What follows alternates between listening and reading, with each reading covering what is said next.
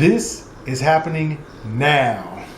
That's right, it's Civil War weekend, the Cap 3 film, the third film in the installment of Captain America films. Well, this is going to be a spoiler discussion as well as a discussion, so it's going to be spoilery, so I'm just going to tell you that up front so that you know. And now I can get into more of kind of my rambling thoughts, but hopefully I won't ramble too much, or if not, hopefully editing can save me. And, well, we'll just take a look at this movie. Well, by the way, product placement, yeah, I have mine. Do you have yours yet? Okay, yeah, so I think you kind of know which team I might have been on. I was on Team Black Panther the whole time, because basically I could see both sides. I could see Captain America's side, and I could see Tony Stark's side, which, by the way, lets you know how good the Russo brothers are, right? They made this movie so intelligent and so complex that at one moment you're pulled one direction because you really want to believe what Tony Stark is saying, because Tony Stark is realizing that, hey, look, we do need some accountability. And then at the same time, you can also understand what Cap is saying. And Cap is saying, yeah, but what if there's a time where we need to activate and they won't let us activate? And what if there's a time when we shouldn't activate, but they want us to activate? I mean, you could see Captain America fighting for freedom, and yeah, you'd be losing a bit of freedom there. So, yeah, I could see both sides of this argument, and it was tough. It was tough for me to pull one way or the other. So let me tell you, the Russo brothers, man, how brilliant, how smart are they? Here they are again with their second superhero movie, and this one is better than the first one. Perhaps, arguably, I would say this one's better than Winter Soldier by maybe a little bit. A little bit. It's super close. And if you have them tied, or if you have Winter Soldier ahead of this one, that's fine. But I really struggled when I first came out of this movie the first time I saw it, because I was trying to figure out, where do I put this with all the other superhero movies? So as it relates to Marvel, my list had been more like Avengers number 1, Winter Soldier number 2, Iron Man 1 number 3, and actually I liked the X-Men First Class at number 4. That's kind of how I had them ranked before this. But now, like I said, the first night I saw this, and I've seen it twice now, I wasn't quite sure where I wanted to put it, but I'll tell you this. Let's just get into it even deeper, right? So Zemo is the main villain, not Crossbones. Crossbones there. Frank Grillo plays him, and you know, pretty much he's there to get his butt kicked, and he got his butt kicked by the team. The team took him out. Captain America and all of them were waiting for him, and they had it all set up. They had the perimeter watched, and then after that point, some great scenes in terms of, well, I'll tell you, I really appreciated Falcon more in this one. In the first one, Winter Soldier, I thought Falcon was okay, and I know it was his first film, so calm down, Falcon fans. But I really felt like he was too much of just, you know, he was the sidekick. He was the lovable sidekick, and I really wanted to see something more boss out of him. Well, it was as if the Russo brothers read my mind, because Falcon is definitely boss in this one. He's not just somebody's sidekick. So I loved how his wings folded up and made a shield so that he could stand behind it when people were shooting, you know, bullets at him. I thought that was wonderful, and the fact that he had a drone and that he could control it with the wristband, you know, it's awesome. It reminds me of quarterbacks when they look at the plays on the wristband before they call it. But I thought that was cool that he could then move the drone, and the drone could get underneath anything and then give him visuals as to what he was looking at. So again, man, he was incredible. So I liked Falcon. I thought Falcon wasn't just the sidekick there.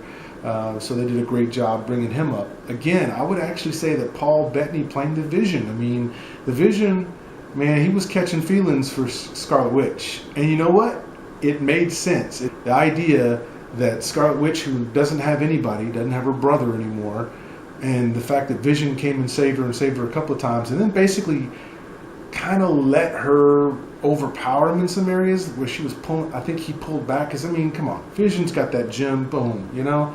But I think he played that well, of just, here's this android / built off a man type function thing going on, and he's trying to get along in our world. And I thought they had just enough scenes in there to show him. And by the way, that's a big hallmark of this film. Every time that they focused on a particular set of superheroes, it was deep and you got it. Or maybe it wasn't super deep, but at least it was telling. It gave you some intel about this particular character. They weren't just a blank slate that was superhero, and because you're a superhero, go fight. It wasn't like that. It wasn't like that at all. So I loved that interplay between them. One of my questions I might have is why wasn't Scarlet Witch, why didn't she ever show any sadness to her brother being dead?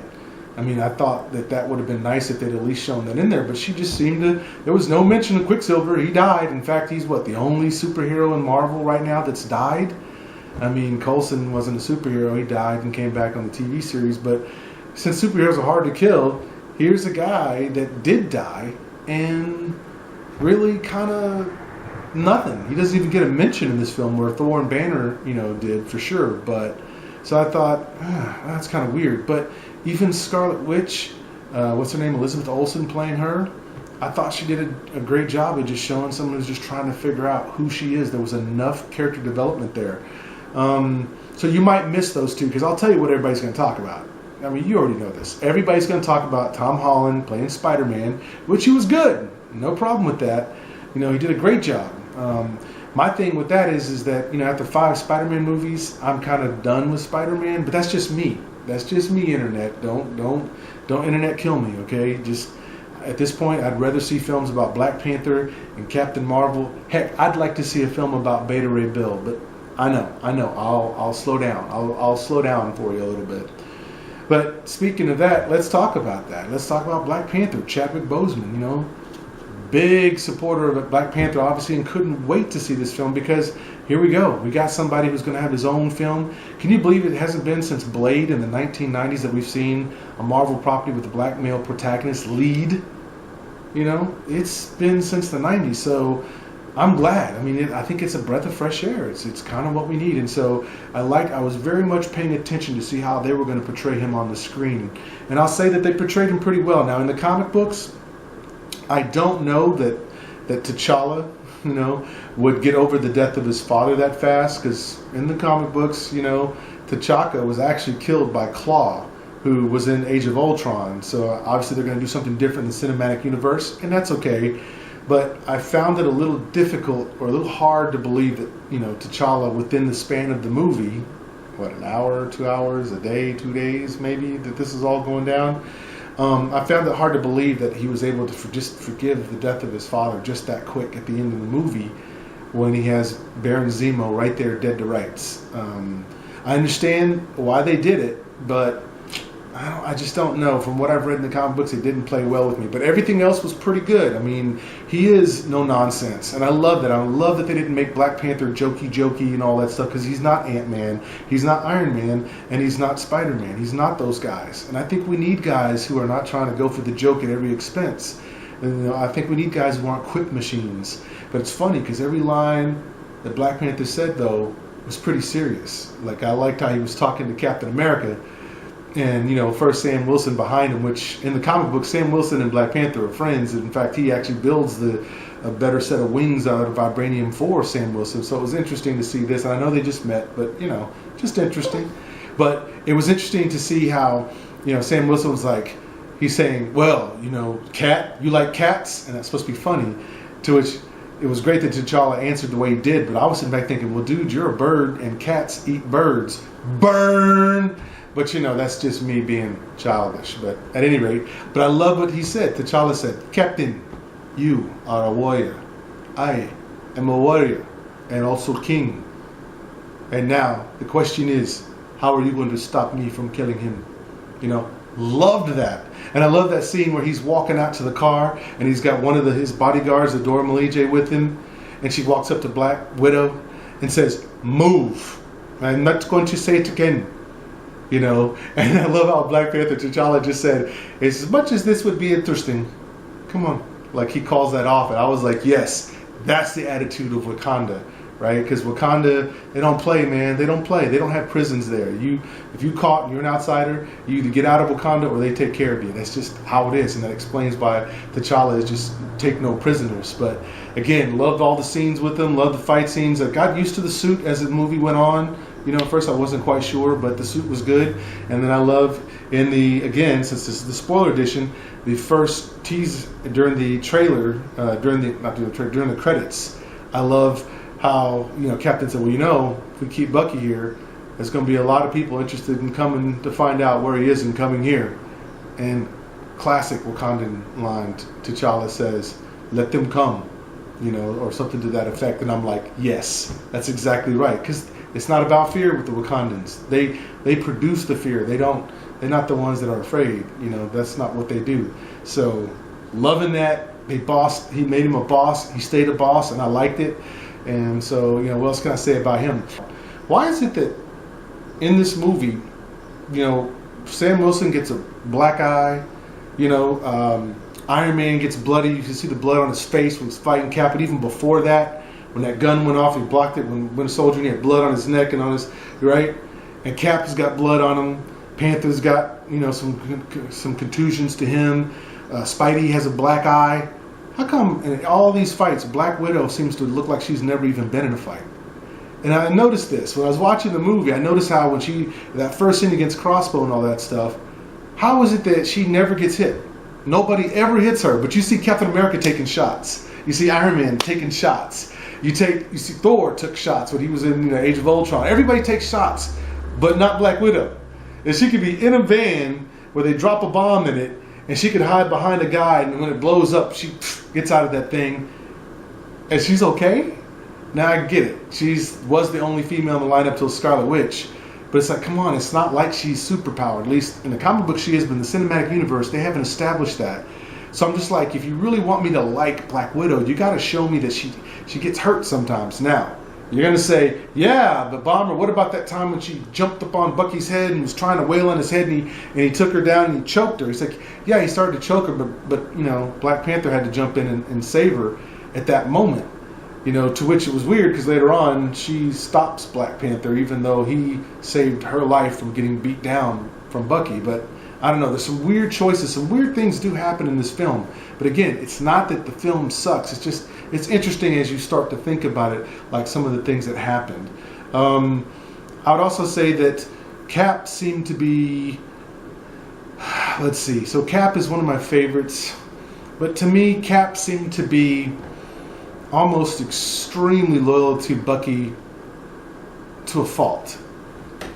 And I found that troubling because he'll do anything to save Bucky, to keep Bucky from being, I think he even said he went back to when he was 16 with Bucky when someone mentions his name. And you'd think that he would understand why Tony Stark, when Zemo shows the footage of his parents being killed, and not just killed, but brutally killed by the Winter Soldier. And Iron Man's standing there. And he's looking at Cap, he's looking at him, and he asks Cap, did you know about this? And he was like, yes, but I wasn't sure that was Bucky. And he was like, don't BS me, Rogers. And by the way, give him some awards for that, because Iron Man was selling it. Robert Downey Jr. was selling the drama. He was selling the rage on that. And I'm thinking, Cap, you should understand why he wants to pummel him. Whether he was under mind control or not, you should still understand it. Just like the way you defend Bucky no matter what Bucky does.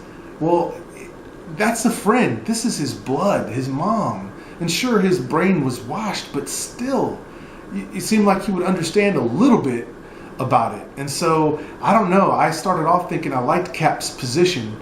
But then as the movie went on, and especially that last scene where the three of them are fighting, and it's Cap and Winter Soldier versus Iron Man, I gotta say, I was kind of like, look, for all the bluster that is Iron Man, it got to him when that mother said, look, my child would have done this, but he was killed and all the Avengers did was go home. At least that's what Zemo said. After all the damage and destruction you guys caused, well, the Avengers just go home, which I thought was great, by the way. So I was kind of feeling for Iron Man. I had no sympathy for what Captain America was doing.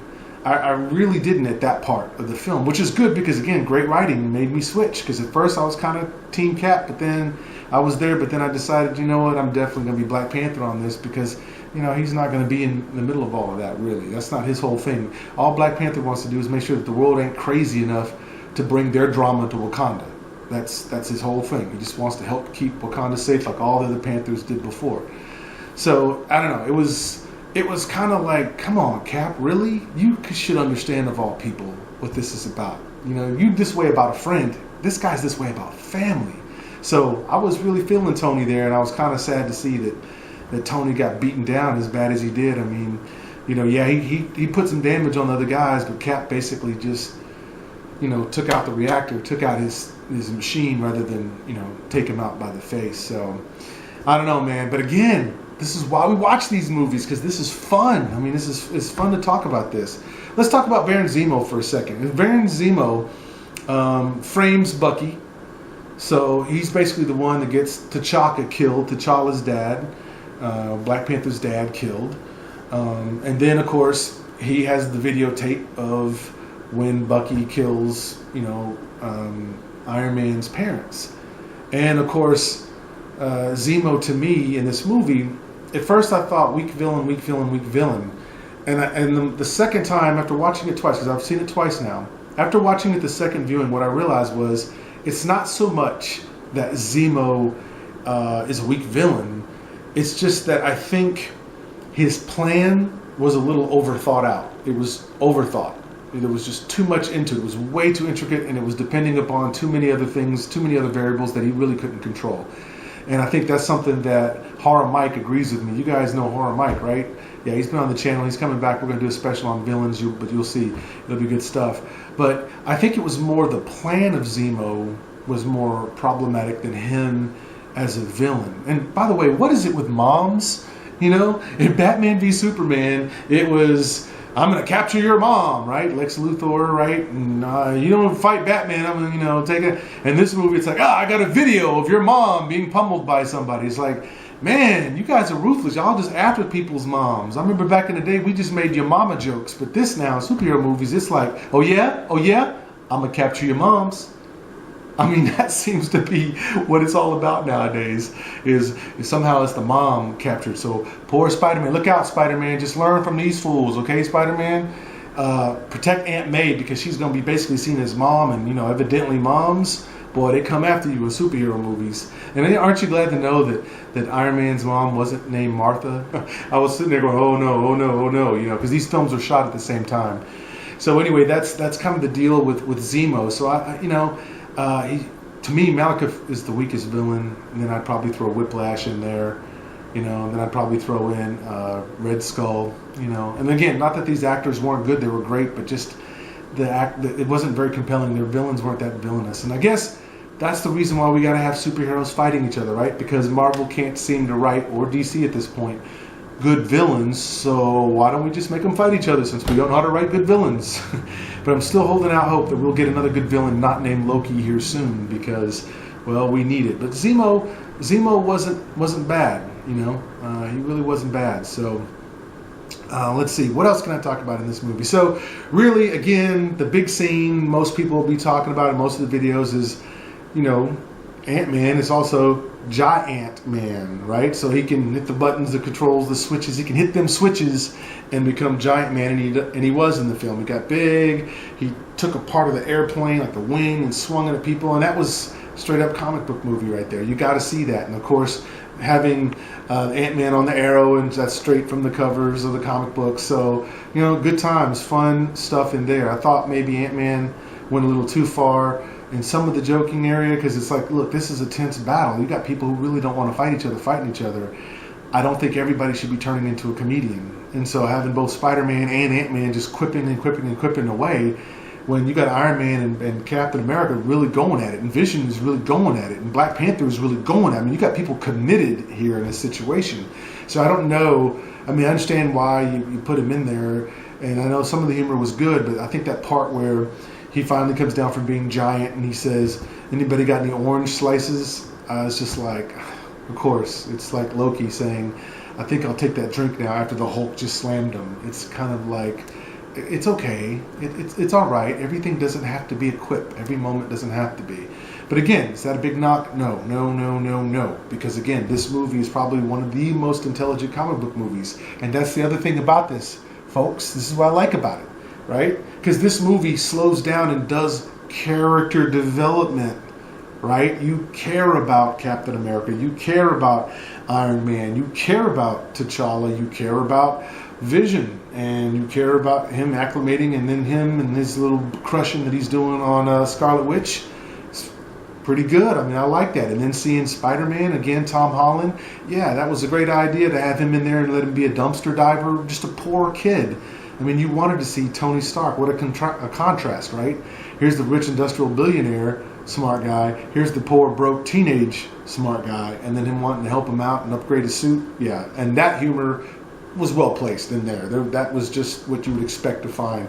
And I like the fact that Aunt May is hot. It's Marissa Tomei, and by the way, yeah, she's hot. So I'm glad she's kept up with herself. She looks good still. So I like that twist, and so I think a lot of you will like Spider-Man Homecoming, that movie that's coming out. It's great. To me, again, I'd rather see a Black Panther film before I see another Spider-Man film. I feel like you've already made 5 of those, so to me, I'm not crushing on Spider-Man as much as some people are. It's all about Black Panther at this point. I just want to see it, man. Just want to see it.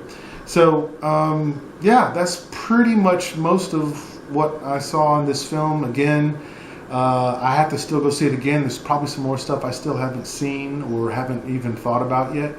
But it was brilliant in every sense of the word. And I would have to say, well, where do I put this? This would be the tough question to answer right here. Where do I put this with all the other superhero movies? Okay. Well, let's just say Marvel movies. That's a little easier. I'm still going to put Dark Knight #1 superhero movie of all times. Mainly because when you have a really great villain, it makes the hero stand out that much better. And so far, the best villain in any superhero movie ever is definitely Heath Ledger's Joker. So to me, villains make it a big, big deal. I mean, superheroes are a dime a dozen. Obviously, finding good villains is harder to do. So I would say, as superhero movies go, it'd be Dark Knight first. I'd have to put Civil War, folks, second. And then I might put Avengers, and then Winter Soldier, Iron Man 1, and X-Men First Class at the bottom. They're at 5. That's my ranking right now. So what do I think? What I think you should do? Well, what you should do now is you should go out and go see this movie again. Or if you have some questions or comments, I think you should let me know in the comments below. And I think you should subscribe, because we're going to break it down. I've still got more to break down about this movie. This is just something that hit me first about this. There'll be more discussion for sure. But for now, I think this will hold you. This is Vegabomber, and I'm out. You!